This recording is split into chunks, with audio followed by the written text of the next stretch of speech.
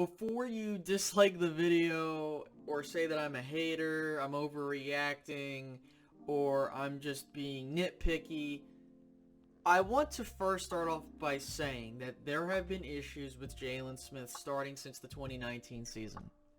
So this isn't out of the realm of possibility for this to even be a topic of conversation. But I also want to stress that he hasn't done all bad in that span of time. He has made plays, so that's not like a total complete wash there. But that doesn't, discredit anything I'm about to say, because it's true.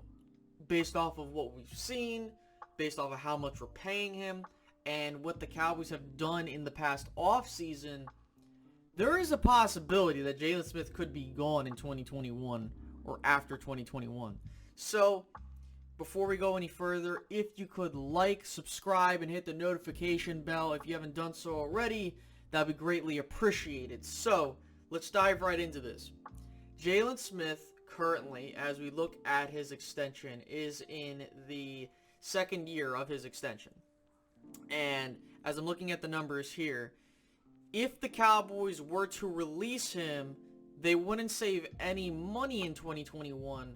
They would get a bunch of dead cap space to deal with, but they wouldn't have to worry about, losing money by cutting him. And then if you fast forward to the following year, you have a situation in which if you cut him, you would save $5 million. But again, you would have dead cap you would have to worry about. And Jaylon Smith currently has a $9.8 million cap hit. And then after 2021, he's going to have an $11.8 million cap hit that goes up to 13.6 and 12.6. So we also have to look at what the Cowboys did in this last offseason. The Dallas Cowboys added Micah Parsons and Jabril Cox in the draft. They added Keanu Neal to play in the linebacking core. And we actually got a chance to see this in the Arizona game where, Micah and Keanu Neal were your starting linebackers, and they played relatively well. Okay, I had no complaints. Micah had that speed where we need that from our key linebacker. And then another thing I noticed was when Jaylon Smith finally came into play and he was with Leighton at least had that range to go from sideline to sideline. Jaylon just looks slow. And it sucks to say that. If he's going in one direction, he's fast as hell. But the fact that he can't go for, you can go back and watch this, and you might say that I'm being nitpicky here. But to be fair, Jaylon did make a play where, he was going in one direction and he stopped the run. It was really good. Then there was another play where they were doing a bootleg, and, it was a wide open running back, and Jaylon just does this stupid hop step thing and then starts running, and he just looks slow. And what makes it worse is that he wasn't even the middle linebacker on that play. That was Leighton, and Leighton managed to run past Jaylon and stop him from, getting any further yardage. So, this is a problem. And Jaylon has to understand that he doesn't really have that much wiggle room to do this kind of stuff and be bad. Because, to be honest with you, Dallas could honestly cut him, on the final 53, and he, we wouldn't have to face any repercussions other than the dead cap for the next couple years. But another thing is that even if he makes the roster this year, I don't see him starting. I honestly don't. I think that if you're going to have three main linebackers, it's going to be Micah, LVE, and either, Keanu Neal or Jabril Cox. I'm sorry, but Jaylon Smith, he can't run with these guys. No pun intended, but, he just can't perform on the same level as these other guys. Jabril Cox showed how well he can be. Micah, and I know that some people will say, oh, it's against, second stringers and stuff like that. Okay, if this happens again in the third and fourth game, we're having a problem. And again, this has been a problem with Jaylon, is that He has been unable to move from sideline to sideline effectively. He hasn't been able to cover. You know, he hasn't been able to plug up some plays. And I get it. And I said this, you know, the defensive line needs to be better so that they're not having to deal with all of these issues and making all the plays. I get that. But when it's his turn to be called upon and, you know, he either just has something go wrong, that's a problem with me. And especially when you're paying this guy so much money. And this isn't like, again, me being a hater. This isn't me trying to be an asshole.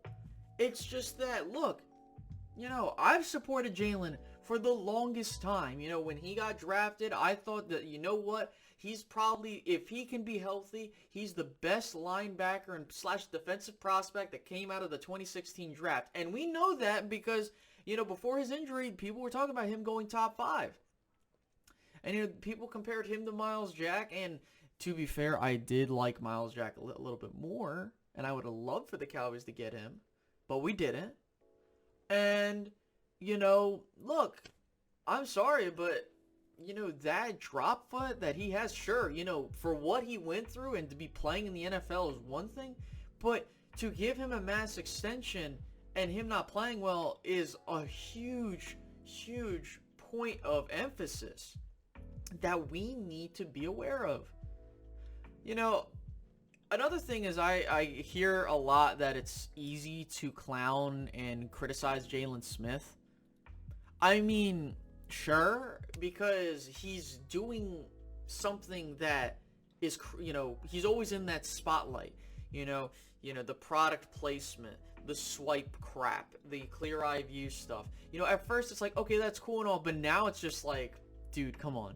Now, he hasn't been doing that. You know, he hasn't been doing that a whole lot. I've seen him do a couple things in practice where he looks like he's trying to do it, but he doesn't. But, again, like, I don't know what else to say other than, look, he just doesn't have that speed anymore. On top of that, you're paying him a whole lot of money, which, luckily, the Cowboys didn't give him a contract where we have to wait another 2 years before we can think about letting him go. But, yeah.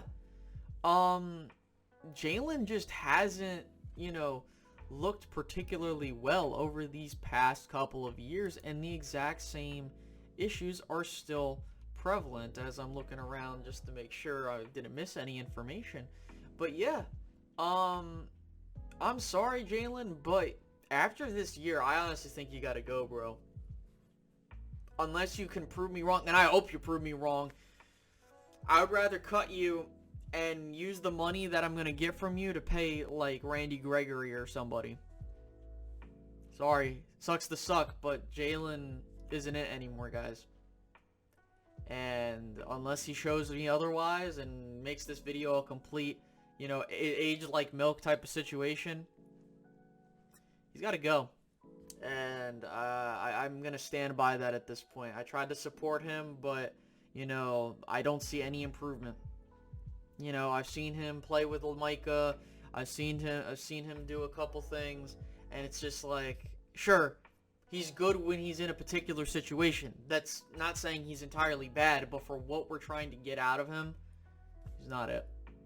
So I hope you guys enjoyed this video. Make sure to like, subscribe, and hit the notification bell. Tell me how you feel about Jaylon. Do you think he should be gone and stuff like that?